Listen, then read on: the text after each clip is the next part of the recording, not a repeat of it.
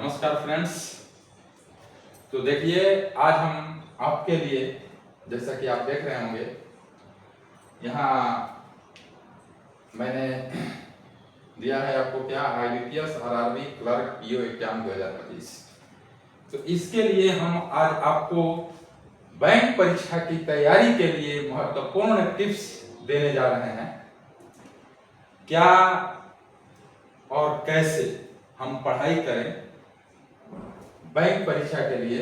और हमारा ये चैनल है बैंकर नागेंद्र सर। तो हमने सोचा क्यों ना अपने स्टूडेंट को कम से कम, जैसे हमने इसकी तैयारी की है, परीक्षा की तैयारी की है और हम खुद सफल हुए हैं, तो हम क्यों ना उसके बारे में, जब हम पढ़ रहे थे तब की बात मैं बता रहा हूँ कि हमने कैसे तैयारी किया, उसके क्या टिप्स बनाए थे। हमारा खुद का बनाया हुआ टिप्स था, जो कि आज हम आपको बताने जा रहे हैं कि अगर आप उस तरह से पढ़ाई करते हैं तो निश्चित रूप से सफलता हासिल होगी।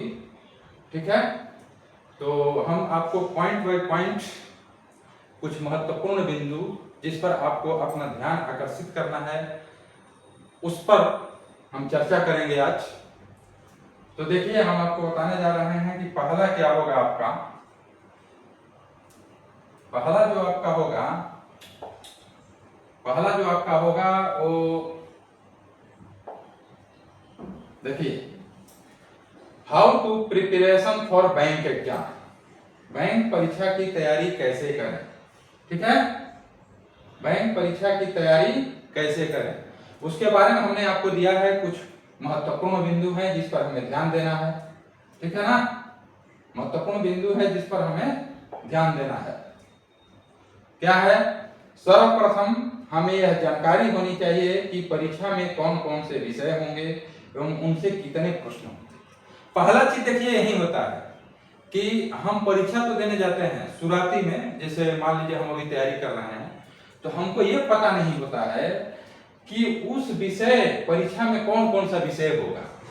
अगर इसकी जानकारी भी है, मान लीजिए जानकारी तो जनरली रहेगा, लेकिन कभी कभी वो भी मिस कर जाते हैं, और उनसे कितने प्रश्न होंगे ये हमें बेहद, ये तो लग रहा है कि ऐसा कैसे हो सकता है। जो परीक्षा देने जाएगा उसको तो इतना तो पता ही रहेगा कि ये विषय है, इसमें इतने प्रश्न आएंगे, लेकिन हम वही मिस कर जाते हैं, हमारा ध्यान वहां जाता ही नहीं, क्योंकि नॉर्मल चीज है।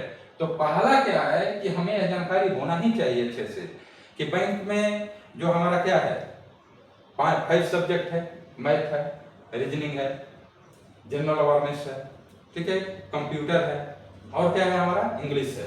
और यहाँ अगर हम RRB PO एग्जाम की तैयारी के बारे में बता रहे हैं तो वहां पर आपका हिंदी आ जाता है, इंग्लिश या हिंदी में से कोई हम एक दे सकते हैं। ठीक है, तो सर्वप्रथम हमें यह जानकारी होनी चाहिए, पहला आपका पॉइंट से है। दूसरा पॉइंट जो आपको है, वो आपका दूसरा जो है वो होना चाहिए क्या, इसके बाद सभी विषयों का चयन एक निर्धारित समय के अंदर हल करने के लिए करना होगा।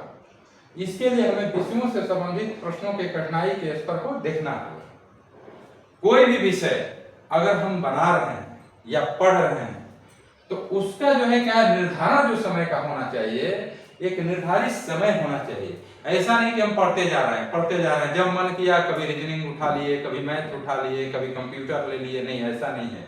सभी विषयों का एक समय निर्धारित होना चाहिए और उस निर्धारित समय के अंदर हमको वो पढ़ना चाहिए, और उसके कठिनाई सभी विषय, और हमने लिखा है कि हमें विषयों से संबंधित प्रश्नों के कठिनाई को स्तर को भी देखना चाहिए। ठीक है, आपको ये टिप्स लग रहा होगा कि थोड़ा ठीक है वैसे ही रहता है, लेकिन अगर आप इस टिप्स को अच्छे से, हमारे 10 पॉइंट्स 11 पॉइंट्स हैं, अगर उन पॉइंट्स को आप अच्छे से देख लेंगे तो निश्चित रूप से अगर आप उस तरह से पढ़ाई करते हैं तो मुझे उम्मीद है कि आपको जरूर हमारे बताए हुए जो टिप्स हैं उसमें आपको मदद मिलेगी और आप जरूर सफल होंगे। ठीक है, तो आपने देख लिया कि सभी विषयों का चयन जो है क्या है, निर्धारित समय के अंदर करना है, और उसमें जो विषय से संबंधित प्रश्न है उसके कठिनाई के स्तर को भी आपको देखना है। ठीक है, तीसरा क्या है, तीसरा जो है, तीसरा हमें इस प्रकार के प्रश्नों में कुछ प्रश्न निश्चित रूप से कठिन होते हैं। जब हम बनाते हैं, हमने बोला कठिनाई के स्तर को देखना है, उसमें क्या होते हैं, कुछ प्रश्न निश्चित रूप से कठिन होते हैं, जिसके लिए क्या करना चाहिए हमको, हमको प्रीवियस पेपर जो कि बहुत महत्वपूर्ण है, चाहे आप कोई भी बैंक का ही यहाँ पर मैं प्रिपरेशन बता रहा हूँ, लेकिन आप अगर एसएससी का देने जाते हैं, रेलवे का देने जाते हैं, हमने भी दिया है, तो आप देने जाते हैं तो वहां पर आपको प्रीवियस पेपर से उन प्रश्नों को चिन्हित कर इसका शॉर्टकट हल ढूंढना चाहिए। कुछ प्रश्न ऐसे कठिन होते हैं जिसको कि अगर हम बनाने चले तो काफी समय लग जाता है, तो हमें भी कोशिश करनी चाहिए। अगर आपसे नहीं होता है तो आप जो है मतलब जो भी है जहां से भी आप उसका मदद ले सकते हैं, ले करके उसको शॉर्टकट कट हल ढूंढना होगा। अगर आप कोचिंग कर रहे हैं या कहीं कर रहे हैं तो वहां पूछ लीजिए कुछ जो प्रश्न कठिन है, तो उससे क्या लाभ होगा? उससे लाभ होगा क्योंकि टाइम हमको बचाना है, कम समय में हमको जो है अधिक से अधिक क्वेश्चन बनाना है। तो उन प्रश्नों को भी हमें क्या होना चाहिए, उसमें हमें प्रीवियस पेपर जो हमने लिखा ना, उन प्रश्नों को चिन्हित करना है, तभी हम जा करके उसका शॉर्टकट हल ढूंढेंगे और परीक्षा में हमें सफलता मिलेगी। अब आइए चौथा पॉइंट्स क्या होना चाहिए। देखिए चौथा पॉइंट्स जो है वो चौथा पॉइंट्स क्या है, हमें सभी विषयों की तैयारी के लिए दिए गए परीक्षाओं के अनुभव का उपयोग करना होगा। जो भी विषय आते हैं, अगर हम बैंक का क्लर्क का एग्जाम देने जा रहे हैं, पीओ का एग्जाम देने जा रहे हैं, अगर हम दूसरी बार तीसरी बार जा रहे हैं देने के लिए या चौथी बार, बहुत सारी चीज है, ऐसा नहीं होता है फर्स्ट टाइम में भी बहुत लोगों को निकल जाता है, बहुत लोग तीसरी चौथी बार भी देते हैं, चाहे एसएससी का एग्जाम हो, चाहे रेलवे का हो, चाहे जो भी हो, बीपीएससी हो। तो उसमें क्या है कि अगर हम पहले एग्जाम दिए हैं तो उसके लिए, उस तैयारी के लिए पहले जो एग्जाम दिए हैं उसका भी हम अनुभव का उपयोग कर सकते हैं। जैसे प्रीवियस पेपर की मैंने बात किया तो उससे भी हो सकता है, और हम खुद अगर बैठे हुए हैं एक दो बार तब तो और आसान है। यदि आप देखिए हमने कहा लिखा है, यदि आप पहली बार प्रतियोगिता परीक्षा में, कंपटीशन एग्जाम में बैठने वाले हैं तो आपको निश्चित रूप से प्रीवियस पेपर को देखना है। अगर आपने कभी दिया ही नहीं एग्जाम और आप फर्स्ट टाइम तैयारी कर रहे हैं, मतलब ग्रेजुएशन करने के बाद बैंक का पेपर भरे हैं, क्लर्क का या पीओ का, तो आपको जो है अब उसके लिए क्या करना है, उसके लिए प्रीवियस पेपर तो निश्चित रूप से देखना चाहिए, क्योंकि उससे आपको एक आइडिया मिलेगा कि क्वेश्चन कहां से आ रहे हैं, हमें किस तरह का प्रश्न पढ़ना चाहिए, क्या पढ़ना चाहिए। नहीं तो अगर आप ऐसे सब्जेक्ट वाइज पढ़ते जाएंगे, जहां से क्वेश्चन पूछ रहा है वहां से आपको आइडिया ही नहीं है, आपने बहुत कुछ पढ़ लिया लेकिन क्वेश्चन उस टाइप से आया नहीं, तो आपको प्रीवियस पेपर का प्रयोग जरूर करना है। ठीक है, अब आइए हम आपको अगला पॉइंट्स की तरफ ले चलते हैं कि अगला महत्वपूर्ण टिप्स क्या है। अगला महत्वपूर्ण टिप्स जो कि 5वां है आपका टिप्स, यह है कि हमारे लिए सभी विषय महत्वपूर्ण होते हैं। क्या होता है हमारे लिए, तो सिंपल सी बात है कि सभी विषय महत्वपूर्ण होंगे। अब उसमें क्या है कि सभी विषयों की तैयारी अपनी मजबूती एवं कमजोरी के अनुसार करना होगा। देखिए सबसे बड़ी चीज यही है, सबसे बड़ी बात हमारे समझ से, क्योंकि महत्वपूर्ण तो सभी विषय है। अब हमको ये देखना चाहिए कभी भी एग्जाम के लिए कि हमारा कौन सा विषय कमजोर है, कौन सा विषय मजबूत है। जो मजबूत विषय है डेफिनेटली उस पर हमको थोड़ा कम समय देना चाहिए। अब बहुत ज्यादा समय उसी पर दे रहे हैं और जो हमको पढ़ने मन नहीं लगता, अच्छा नहीं लगता, तो वैसा नहीं चलेगा। यहाँ तो आपको सभी विषय पर ध्यान देना ही पड़ेगा। तो हमको जब भी तैयारी करना है, हमको ये दिमाग में रखना है कि हमको उसमें जो भी 5 पेपर आ रहा है, सभी पेपर, सभी 5 सब्जेक्ट उसमें महत्वपूर्ण है और सभी विषयों की तैयारी उसी के अनुसार करनी होगी कि हमारी क्या कमजोरी है और क्या मजबूती है, वो आपको स्वयं देखना होगा। अब हम उसके लिए टिप्स नहीं दे सकते, वो आपको देखना है कि हमारा क्या कमजोर है, क्या मजबूत है और कैसे। हाँ, हम जरूर आपको जब अगला वीडियो लेके आएंगे तब हम आपको बताएंगे कि किस विषय को किस तरह से पढ़ना है, किस विषय में क्या पढ़ना है, वो हम आपको नेक्स्ट वीडियो में वो भी लेकर के आएंगे, बताएंगे। लेकिन उसी के अनुसार आपको तैयारी करना है। ये हमारा 5वां पॉइंट है। देखिए 6वां क्या है, 6वां जो है, हमें सभी विषयों से संबंधित सभी प्रश्नों की सूची बनानी होगी। अब सभी प्रश्नों कहने का मतलब क्या है, सभी प्रश्न ऐसा नहीं कि जो प्रश्न उसका सूची बनाने लगेंगे। मतलब क्या है, अर्थात इसके प्रश्न किस सेक्शन से आते हैं उस सभी सेक्शन का क्रमवार सूची बनाना होगा। यानी जो भी हम पढ़ रहे हैं, चाहे मैथ पढ़ रहे हैं, रीजनिंग पढ़ रहे हैं, इंग्लिश पढ़ रहे हैं, कंप्यूटर से क्वेश्चन आते हैं। कहां से आता है, किस सेक्शन से आता है, कौन सा चैप्टर से, सेक्शन मतलब चैप्टर, किस चैप्टर से ज्यादा आता है। मान लीजिए हम मैथ पढ़ रहे हैं, नंबर सिस्टम से ही ज्यादा क्वेश्चन आता है, या टाइम एंड वर्क से आता है, प्रॉफिट एंड लॉस से, कहां से ज्यादा क्वेश्चन आता है। अगर हम प्रीवियस पेपर बनाएंगे तो हमको एक आइडिया होगा। तो जो जहां से क्वेश्चन ज्यादा आएगा वहां थोड़ा सा हमको मिलाना है, 10 साल का 8 साल का क्या रहा है रेशियो, तो उसके अनुसार हमको क्या है, सूची बनाना है और उस चीज को हमको ज्यादा पहले पढ़ना है, प्रेफरेंस देना है। उसके बाद दूसरा जो मान लीजिए अगर एक दो पूछ रहा है तो उसको भी हम देख लेंगे, पॉसिबल जो होगा, लेकिन हमको ये देखना है कहां से ज्यादा आ रहा है। जैसे हम बीपीएससी का एग्जाम देते हैं तो होता है ना कि मॉडर्न हिस्ट्री से थोड़ा कभी ज्यादा आ जाता है, या बोला जाता है कि इससे ज्यादा आता है, या करंट देखिए उसमें ज्यादा आता है, तो हम उस पर ज्यादा ध्यान देते हैं। तो वैसे ही है कि हमें सभी विषयों से संबंधित सभी प्रश्नों की सूची बनानी होगी, अर्थात इसके प्रश्न किस सेक्शन से आते हैं और उस सभी सेक्शन का हमको क्रमवार सूची बनाना है, जिससे आसानी होगा कि हम क्या पढ़ें और क्या कम पढ़ें और क्या ज्यादा पढ़ें। इसके लिए आपको ये टिप्स जरूरी है कि हमको कैसे पढ़ना है। ठीक है, आइए 7वां पॉइंट हम आपको बताते हैं। 7वां क्या है, हमें यह भी ध्यान रखना चाहिए कि परीक्षा के सभी विषयों में क्वालिफाई होना आवश्यक है, इसलिए सभी विषयों का ध्यान रखना जरूरी है। हम क्या होता है, हम कभी पढ़ते पढ़ते कभी भूल जाते हैं, ये हमको नहीं ध्यान रहता है। हम सोचते हैं कि मैथ इतना पढ़ लो कि मैथ में हम 50 में 40 ला देंगे। ठीक है, रीजनिंग पढ़ लो, इंग्लिश पढ़ लो, ठीक है, सब पढ़ रहे हैं, जीएस भी पढ़ रहे हैं, कंप्यूटर छोड़ दिए, कंप्यूटर ध्यान में ही नहीं है।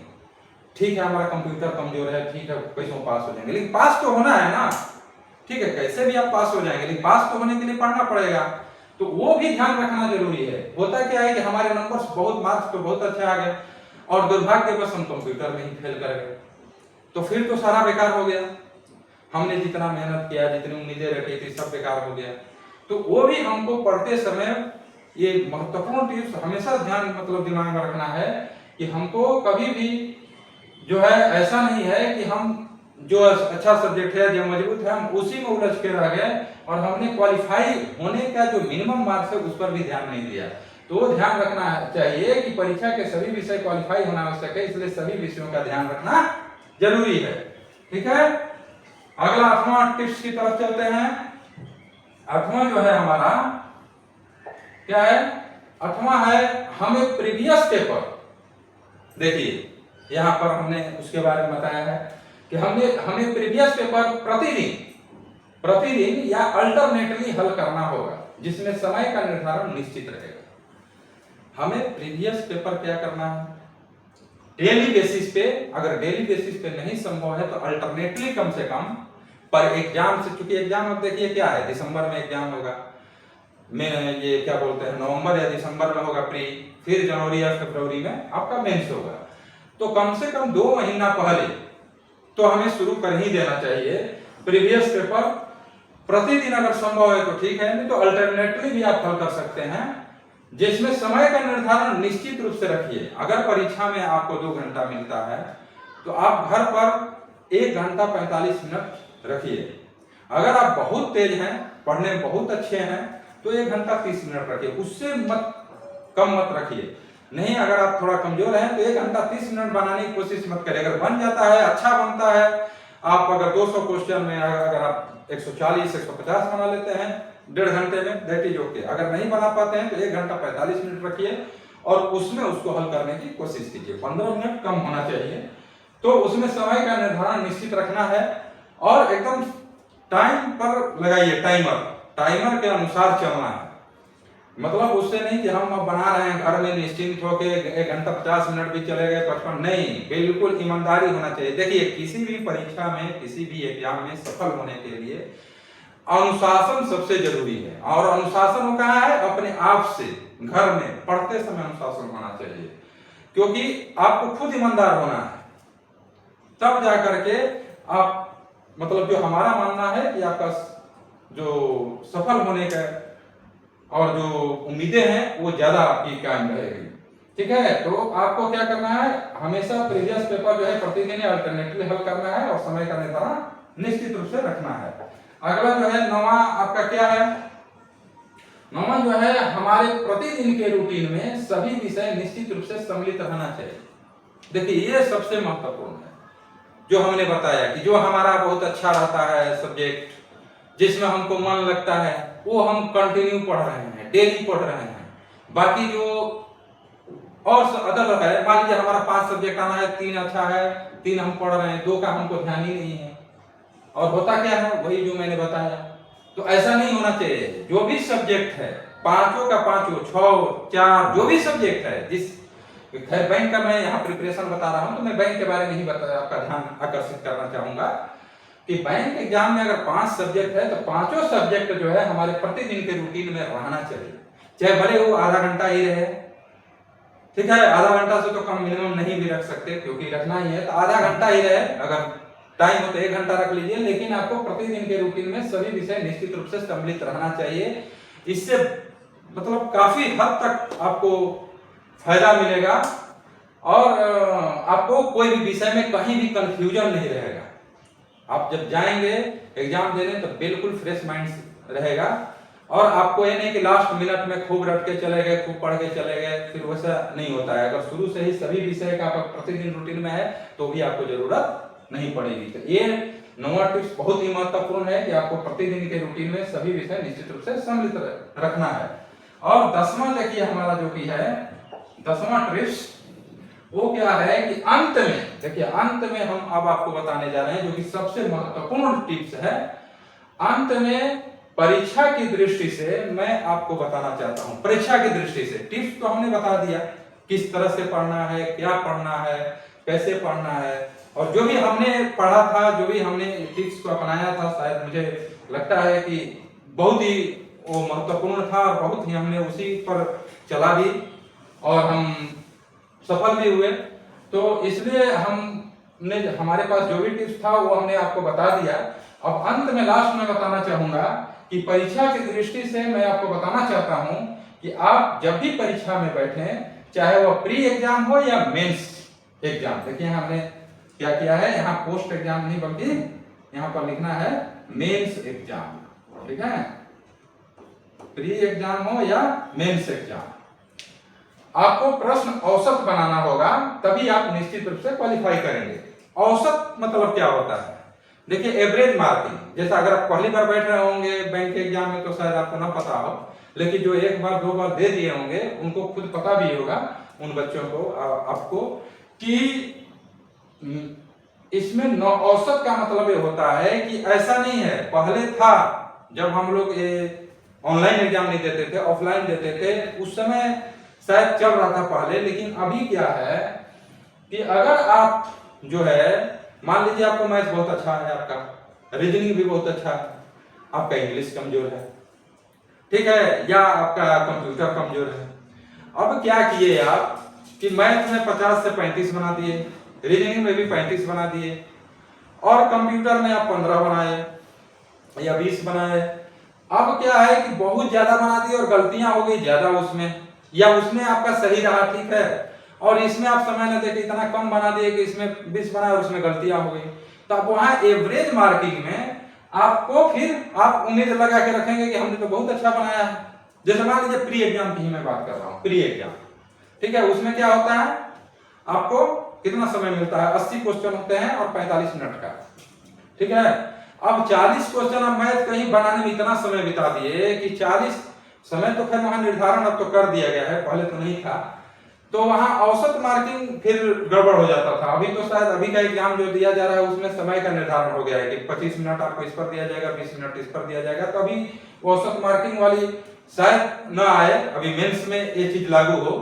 तो हम बता देना चाहते हैं अगर मेंस में लागू है कि जब भी बताएं, ऐसा नहीं है कि आप मैथ में 40 बना दिए और फिर 30 रीजनिंग में बना दिए, और मैथ में 40 बनाए 8 गलती कर दिए, रीजनिंग में 30 बनाए 2 गलती हुआ। तो वहां वो देखता है कि आपकी कैपेसिटी, आप बस जो चीज को जानते हैं बहुत ज्यादा बना देंगे तो फिर वहां औसत मार्किंग में आपको प्रॉब्लम हो जाएगी। तो उस पर भी आपको एग्जाम में ध्यान देना है कि जो भी बनाए, मतलब मैथ में 50 अगर है तो 30 ही बनाए, लेकिन रीजनिंग को भी 28 बनाए और करेक्ट बनाए, वो चीज ध्यान देना है। बहुत ज्यादा क्वेश्चन अच्छा है कि थोड़ा 5 कम क्वेश्चन भी बनाएंगे, और अगर वो करेक्ट रहेगा तो हमारे सफल होने के चांसेस बहुत ज्यादा रहेंगे। तो ये चीज हम आपको बता रहे हैं परीक्षा की दृष्टि से, ठीक है। तो इस तरह से आपको एग्जाम की के महत्वपूर्ण टिप्स जो हमने बताया, अगर आप फॉलो करते हैं तो मुझे लगता है कि आपका जो सपना है अगर बैंक में आने का तो निश्चित रूप से सफल होगा, ठीक है। तो आप इस महत्वपूर्ण टिप्स को अपनाइए और बाकी आपका जो है आपको एग्जाम के लिए क्या है कि all the best for exam and also thank you for watching the channel.